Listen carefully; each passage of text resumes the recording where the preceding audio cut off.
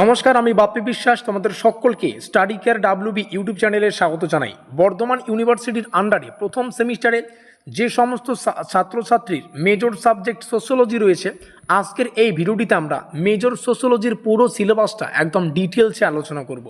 আমাদের অফিসিয়াল সিলেবাসটা সম্পূর্ণ ইংলিশে পাবলিশ করা হয়েছে, আর এই সিলেবাসটাকে আমরা নতুন করে রিডিজাইন করে তোমাদের জন্য বাংলায় আলোচনা করেছি, স্পেশালি তোমাদের জন্যই, যাতে করে পুরো সিলেবাসটা তোমরা ডিটেলসে জানতে পারো।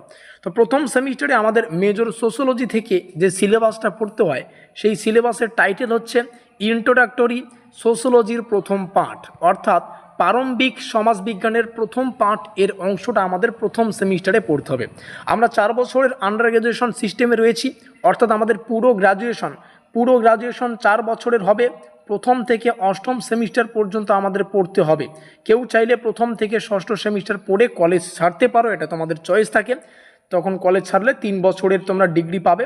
আর যদি প্রথম থেকে অষ্টম সেমিস্টার পড়ো, তাহলে অনার্স উইথ রিসার্চ বলে একটা ব্যাপার রয়েছে, এবং শুধুমাত্র অনার্স মানে সাধারণ একটা অনার্স, সেই ব্যাপারটা রয়েছে। মানে 75% যদি তোমাদের স্কোর থাকে, তোমরা অনার্স উইথ রিসার্চে যাবে। পরবর্তীতে পিএইচডি বলো, এই সমস্ত বলো, তোমাদের কিন্তু সেই পরীক্ষায় সুবিধা হবে। আর যারা 75% বা তার কম স্কোর থাকবে, তারা শুধুমাত্র 4 বছরের অনার্স ডিগ্রিটা পড়তে পারবে। এগুলো বেসিক ইনফরমেশন শুরুতেই তোমাদের দিয়ে রাখলাম। আচ্ছা, আমরা সিলেবাসটা শুরু করছি। প্রথম চ্যাপ্টার অনেকটাই বড় একটা চ্যাপ্টার, যেখান থেকে একটি শাস্ত্র হিসাবে সমাজবিজ্ঞান ও বৈজ্ঞানিকতা ভাবে চিন্তা বা সমাজ বৈজ্ঞানিকভাবে চিন্তা যে টপিকটা রয়েছে, সেটা আমাদের পড়তে হবে। এটা হিউজ একটা চ্যাপ্টার। এই চ্যাপ্টারে প্রবেশ করার আগে আমার মনে হয় তোমাদের আর একটা গল্প বলা উচিত। গল্পটা হচ্ছে আমাদের প্রথম সেমিস্টারের সাবজেক্ট লিস্ট।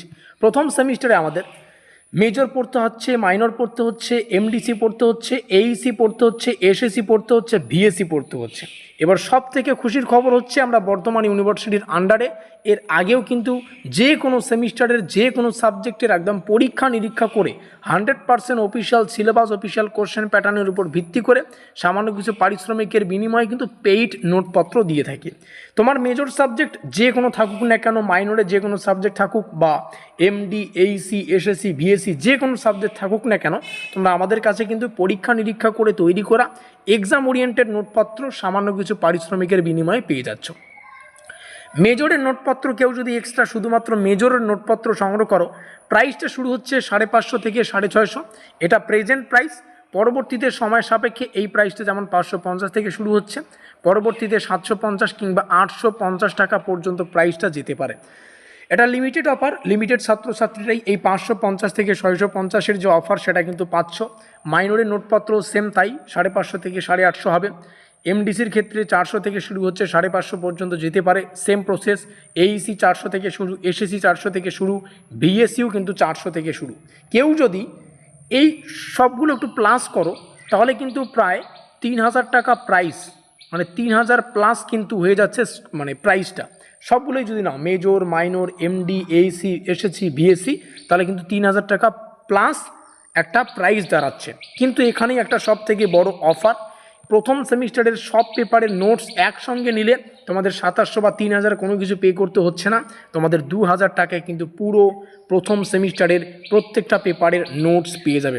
যেমনটা শুরুতেই বললাম, একটা বিষয় তোমাদের বুঝতে হবে, আজকে মেজরের প্রাইস 550 টাকা থেকে শুরু হচ্ছে, কালকে এই প্রাইসটা বেড়ে 650 টাকা যেতে পারে, পরশু কথার কথা কিছুদিন পরে 850 টাকা যেতে পারে।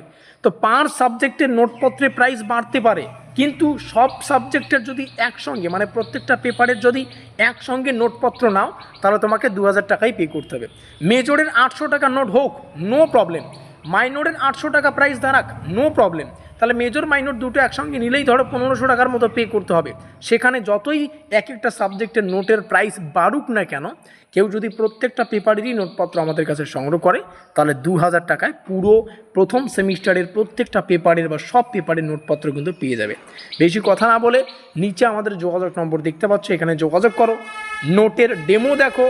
আমরা আমাদের নোটপত্রের পিডিএফ থেকে স্ক্রিনশট পাঠাচ্ছি, সেটা দেখো। ভিডিওটা শুরু থেকে শেষ পর্যন্ত দেখো আমি কিভাবে বোঝাচ্ছি। আর ভিডিও, এটা তো সিলেবাসমূলক ক্লাস, সিলেবাসটাই বোঝানো হবে। আর একদম পরীক্ষা নিরীক্ষা করে কিন্তু নোট তৈরি করা হয়, ঠিক আছে? নোট একদম স্ট্রাকচারাল, সাজানো গোছানো কিন্তু রয়েছে।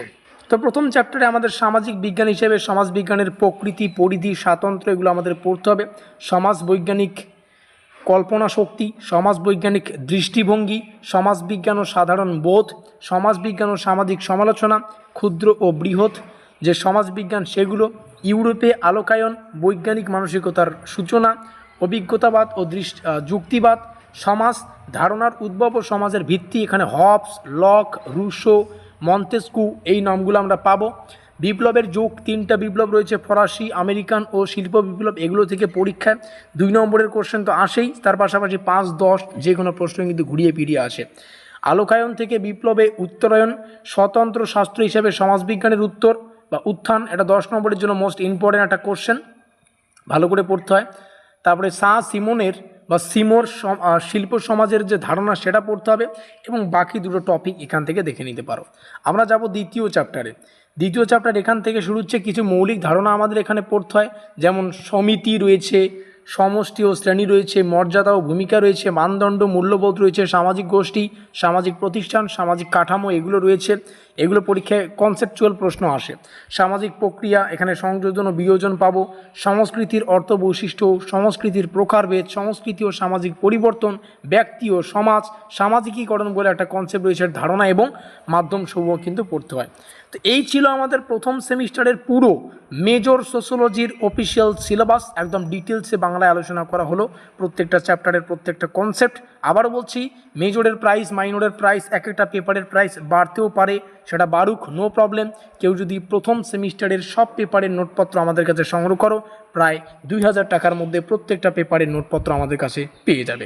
যারা চ্যানেলে নতুন, অতি অবশ্যই স্টাডিকে WB ইউটিউব চ্যানেলটিকে সাবস্ক্রাইব করে দিয়ে আমাদের পরিবারের সদস্য হয়ে নাও, এবং আজকের এই ভিডিওর ডেসক্রিপশন বক্সে আমাদের প্রথম সেমিস্টারের অফিসিয়াল হোয়াটসঅ্যাপ গ্রুপের লিঙ্কের ব্যবস্থা করা আছে, সেখানে ক্লিক করে আমাদের অফিসিয়াল হোয়াটসঅ্যাপ গ্রুপে যুক্ত হয়ে নাও। এই দুটো কাজ করলে, মানে সাবস্ক্রাইব করা এবং আমাদের হোয়াটসঅ্যাপ গ্রুপে যুক্ত থাকা, এই দুটো কাজ করলে সেমিস্টারের শুরু থেকে পরীক্ষা পর্যন্ত প্রত্যেকটা আপডেট তোমরা সবার আগে কিন্তু পেয়ে যাবে, এবং নোটপত্র সংগ্রহ করে ভালো করে পড়লে অল্প কয়েকদিনের মধ্যেই পুরো সিলেবাস ক্লিয়ার করে বাকি সময়টা রিভিশনের ক্ষেত্রে লাগাতে পারবে। এখানে যোগাযোগ নম্বর দেওয়া রয়েছে, যোগাযোগ করে ডেমো দেখে নোটপত্র সংগ্রহ করো। ভিডিওটিকে শেষ পর্যন্ত দেখার জন্য অসংখ্য ধন্যবাদ।